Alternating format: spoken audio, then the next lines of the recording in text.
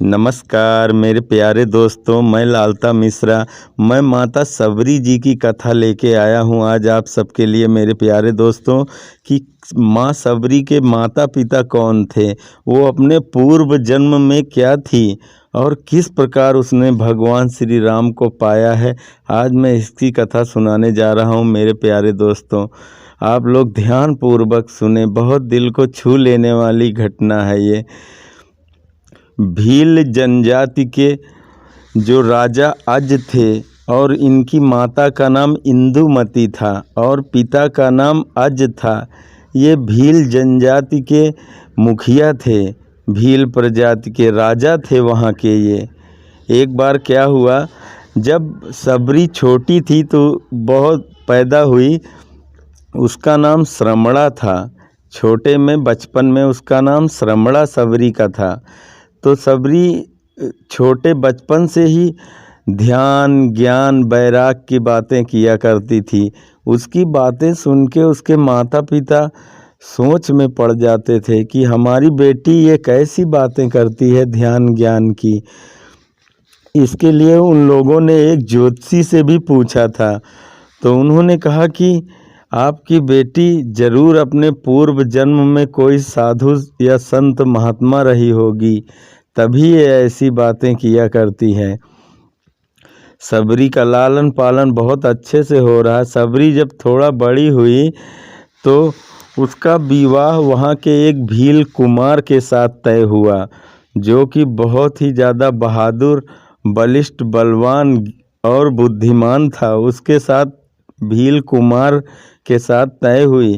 तभी उसके शादी में बहुत सारे जीव जंतुओं को लाया गया। सबरी पूछने लगी कि माँ, ये हमारे विवाह में इतने सारे जीव जंतु जानवर क्यों लाए जा रहे हैं? तो उसकी माता ने कहा कि बेटी, इसी का तो विशाल भोज होगा। जब बारात में लोग आएंगे तो इन्हीं के पकवान बनेंगे। सबरी ने ये जब सुना तो वो बहुत दुखी हुई। उसने कहा कि मेरे विवाह में इतने जीव जंतुओं की हत्या होगी, इतने सारे पशुओं की बलि चढ़ेगी। अगर इतने सारे जीव की हत्या करनी है माँ, तो फिर मैं विवाह ही ना करूँगी, मुझे विवाह नहीं करना है। सबरी बहुत दुखी हुई। वो दुखी मन से भीतर गई और रोने लगी जाके। सब ने समझाया सबरी को कि यही रीति है, यही दुनिया का रिवाज है, क्या करें बेटी। सबरी ने कहा मुझे फिर ऐसा विवाह नहीं करना है जिसमें पशु हत्या हो, जिसमें जीव हत्या हो। मैं इतने सारे जीवों की हत्या करके कैसे खुशी रह सकती हूँ, कैसे मेरा जीवन मंगलमय हो सकता है माँ। सबरी चुप होके बैठ गई। जब रात हुई तो सबरी चुपके से जाके जिसमें सारे जानवर बंधे थे उस बाड़े को खोल दिया। सारे जानवर भाग गए। उसके बाद किसी ने देख लिया सबरी को खोलते हुए, सबरी भी भाग गई। सबरी घर से दूर भागते हुए जंगलों की तरफ चलती हुई गई, पहाड़ों पे पहुंच गई, ऋषि मुख पर्वत पे पहुंच गई। बहुत सारे वहाँ साधु संत ऋषि मुनि महात्मा रहा करते थे। तो भीलनी पहुँच गई वहाँ पे। वो चुपचाप जब सुबह होती सारे वहाँ के मठ चबूतरे स्थान आश्रम पूरा झाड़ू लगाती, सब साफ सुथरा करती। एक दिन वहाँ के रहने वाले एक ऋषि ने उनको देखा और कहा, बेटी तुम हमारे पास आओ। मतंग ऋषि नाम था उस महात्मा का। मतंग ऋषि के पास सबरी गई तो सबरी को उन्होंने मंत्र दिया, राम नाम का मंत्र दिया कि बेटी ये प्रभु का नाम है, इसको जपो। उसी नाम को दे दिया भगवान को और भगवान का नाम दे दिया सबरी को।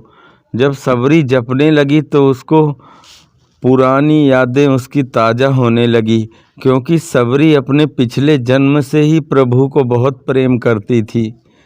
वो प्रभु के दर्शनों के लिए बहुत लालायित थी। उसके पुराने जन्म की कथा आती है। उसमें सबरी इंद्र लोक में अप्सरा थी। एक बार नारद मुनि आए थे तो उससे वो पूछ रही थी भगवान नारायण के बारे में। नारद जी ने कहा कि देवी, यहाँ तो प्रभु आते रहते हैं, इंद्र लोक है, यहाँ तो प्रभु आते हैं, यहीं दर्शन हो जाएंगे भगवान श्री हरि नारायण के आपको। यो कह के नारद जी तो चले गए।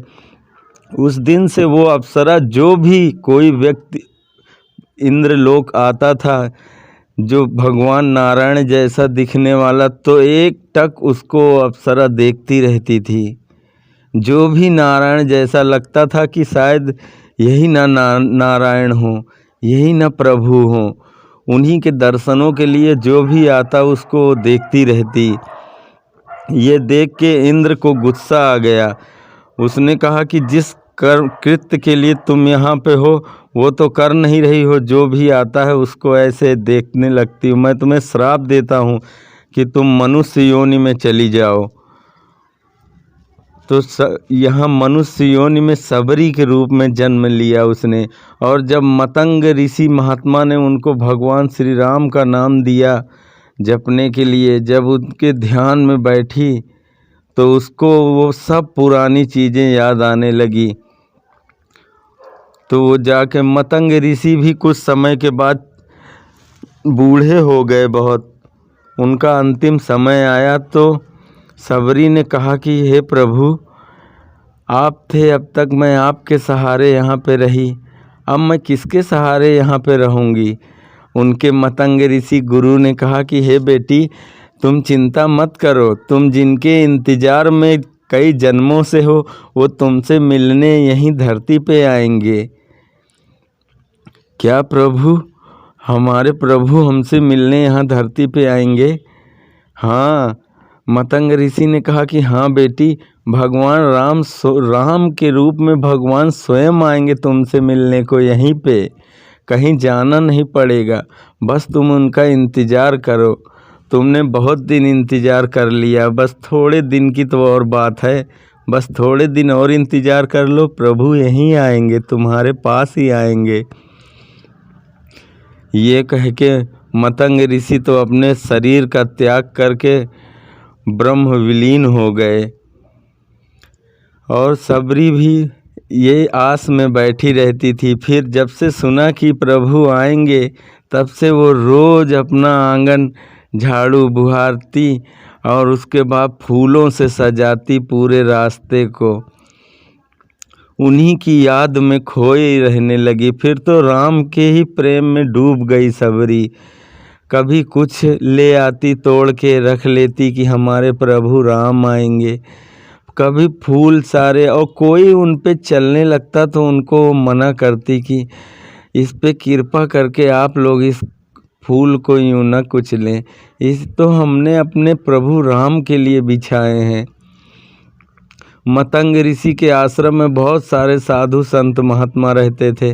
उन्होंने समझा सबरी पागल हो गई, पर एक संत ने बताया कि नहीं, पागल और प्रेमी में ज़्यादा अंतर नहीं होता। जो प्रेमी भी होते हैं ना, वो भी पागल जैसे ही होते हैं। सबरी अपने प्रभु के प्रेम में पागल है। प्रेमी और पागल में ज़्यादा अंतर नहीं होता।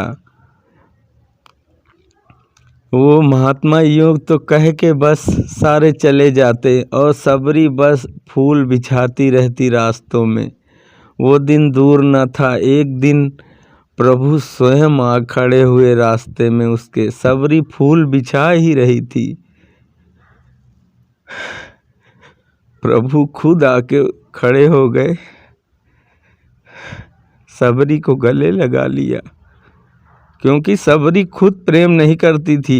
भगवान का तो ये प्रण है कि जो उनसे थोड़ा सा प्रेम करता है, भगवान उससे कई हजार गुना ज़्यादा प्रेम करते हैं। तो सबरी का तो कई जन्मों का प्रेम था। भगवान भी उसके इंतजार में थे, क्योंकि वो भी तो अपने भक्त से उतना ही प्रेम करते हैं ना।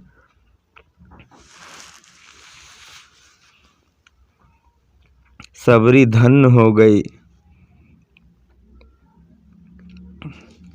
जो प्रभु को पा लिया, जो सच्चे मन से प्रभु को पाने की चाह रखता है, भगवान उससे ज़रूर मिलते हैं। मेरे प्यारे दोस्तों,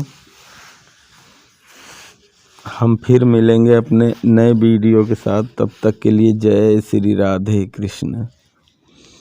चैनल